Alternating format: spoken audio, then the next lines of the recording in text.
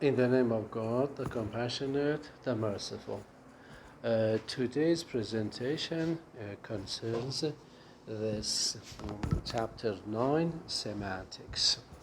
Semantics is the study of meaning. The study of meaning, okay? We call semantics as the study of meaning, which is chapter 9.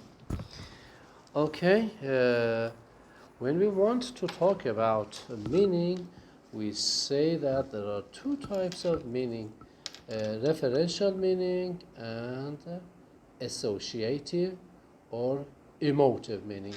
What is a referential meaning? What is emotive meaning? Okay, in order for you to understand the two types of meanings, go to paragraph 2. So what is a needle? A needle is a sharp instrument which we use in sewing. Okay, in sewing. Okay. There are two types of, in fact, meanings when we work with this needle. Okay, the one thing is something like this. It's the thin, sharp, steel instrument. Which line is it? It is on line, yes, 1, 2, 3, 4, 5, 6, am I right? Paragraph 2, line, what line was it? I have just lost it. Okay, yes, it's line 1, 2, 3, 4. Line 4, paragraph 2, line 4, thin, sharp, steel instrument. Okay, like this. We call it as type 1 of meaning, referential meaning. Okay, so what does it mean? If you actually open a dictionary, if you actually go to a dictionary and look up for the meaning of it, a needle, you will find this kind of dictionary meaning in it. Well, the type of dictionary meaning is called as referential meaning. Okay, but sometimes we use other meanings which are related or associated or sort of related is a good word. Related to the word needle. Okay, what is that? Well, for example, when we say needle, we mean well, it is related to the word of pain, or it is related to the word of illness. Okay. So if there is something like an illness in me or you go to the doctor and you have to have sort of needle injection, okay? Or the third meaning, blood. What does it mean? The meaning of needle is related to blood. How? For example, suppose that you are doing something with a needle, suddenly actually you cut your finger, okay, and the result is that the blood goes out. Or drugs, it is related to the meaning of drugs. Why? Because you go to the doctor, and the doctor gives you different kinds of drugs. One is, in fact, must be injected to your body through a needle. Oh, okay, or thread. Okay, how is it related to the thread? At the end of the needle, there's a kind of hole. You actually use a thread in order to sew, okay, Or it is related to knitting, okay, knitting and garments which are made of knitting. Or hard to find. If you actually put it on the floor, especially in a haystack, it is so difficult to find. Okay, Well, so we say that needle has got two types of meanings. One is the kind that we call it dictionary meaning, which we call it, let's say, referential meaning. And the second type is the kinds of meanings that are related to it, which we call it associative meaning. Sometimes we say something like emotive meaning as well. Why?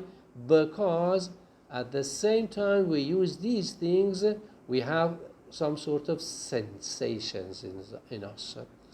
Okay, poets actually, in fact, use words for emotive meaning purposes. Okay, so when they speak about the spring or summer or winter or fall, or when they talk about love, etc., they don't pay attention to the referential meaning.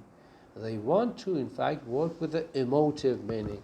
Okay, when they talk about love, beauty, well, love of your country, love of somebody's country, etc. They talk about these emotive meanings. So there are two types of meanings. Well, there are three sentences below on page, on the same page. Okay, let us look at these things. We want to see if the meaning is good or bad in the sentences. Sentence 1 says, the hamburger ate the boy. Funny. Can a hamburger eat the boy?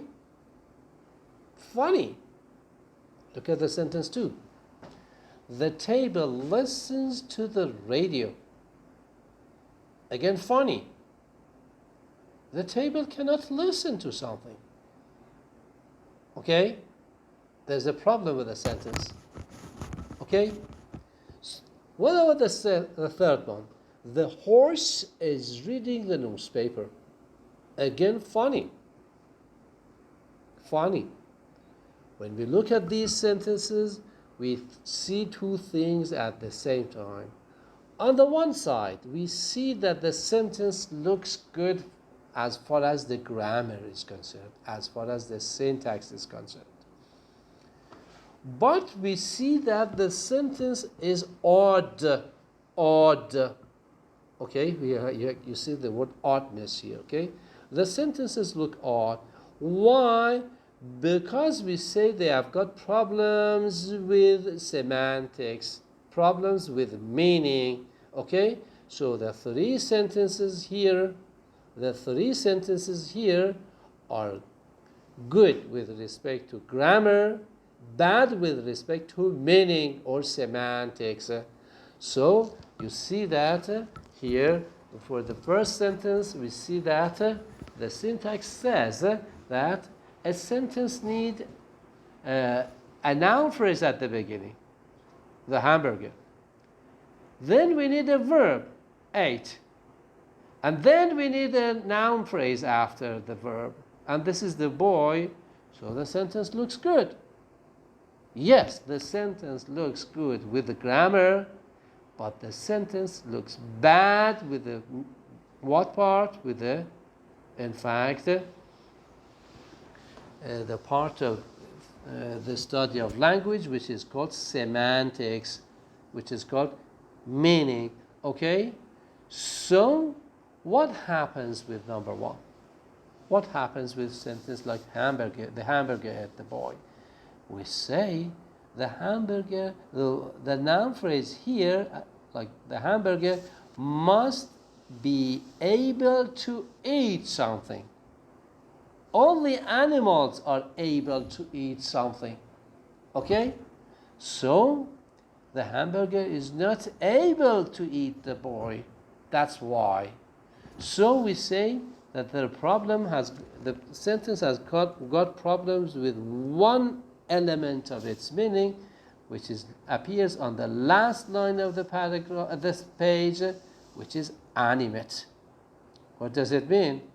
Only animate things like a horse, a man, a dog can eat something. Okay?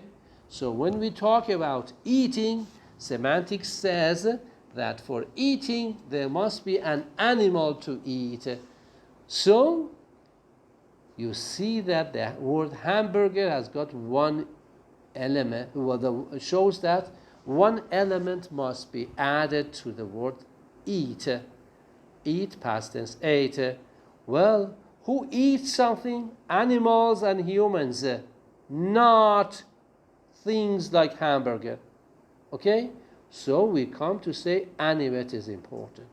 Are there other properties that are important? We say yes. Let us look at the next page. So we say words actually have got things like semantic features. Okay? So the verb eat needs an animal or a human being in order to do the action of eating. Okay? We call these things as, let's say horse needs to be, the horse needs to be a minus human, not human. Or the boy needs to be plus animate. Okay? Boy is plus animate plus human. So we see that we have got features of, the words that we see, with features of the words, the semantic features of the words. So if you actually go to the next page, page 131, you actually find something like this.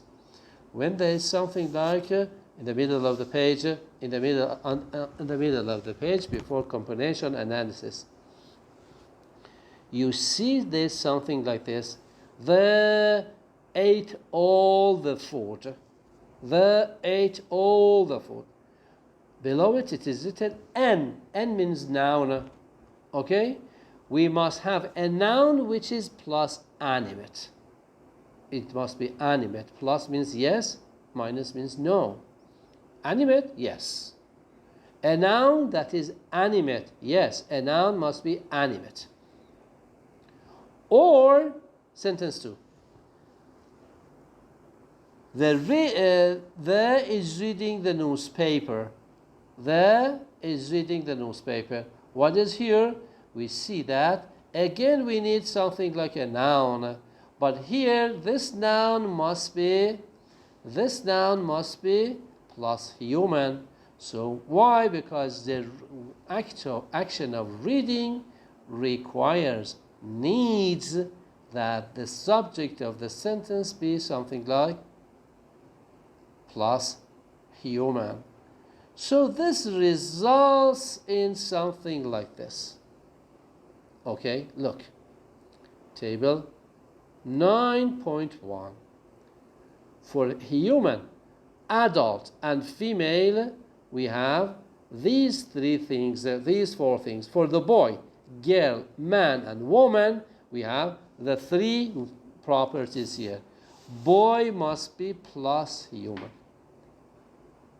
minus adult, minus female. What is the difference between the boy and the girl? You see, they are the same. Boy and the girl are the same with one feature which is different. What is different? Well, you see that boy and girl are both human. Okay? Plus. Boy and girl are minus adult, means not adult. But the difference between boy and girl is that boy is minus female, girl is plus female. Okay, this is the difference. Now, boy with man, or girl with man, or boy with woman, or boy with, let's say, other things. Okay, like this. So on this table, you see that each word, woman, man, girl, boy, is different with respect to human, adult, and female. Okay? So we call this kind of analysis as componential analysis. What is a componential analysis? We go and say that words like boy, like girl, like man, like woman have got elements of meaning in them. These elements are components. Okay, so we need a componential analysis to say that, for example, boy is different from a girl, boy is different from a man, boy is different from a woman. This is a componential analysis. Okay, so when you look at this, something like the componential analysis, we find that actually on the next page the topic says that words are or as containers of meaning. What is it? It is something like ظرف المظروف. Okay, ظرف المظروف. Okay, so suppose that there's a container of meaning and we put little things in it. Okay, so when we say something like a human, when we say something like a boy, we put something like human. An adult, we put something like human in it. We say, but it is not adult and it is not female. We put these things in one, in fact, basket called the basket of boy. A basket of woman is different from a basket of man. Why? Because in the basket of a woman we have 3 elements, which are one element is different from man. What is it? The fact that woman is plus female, man is minus female, as you see on the last line of this part. And man and girl, they are different in 2 things. Okay? Both of them are human beings. But while a man is plus adult, girl is plus female. They are different. Okay?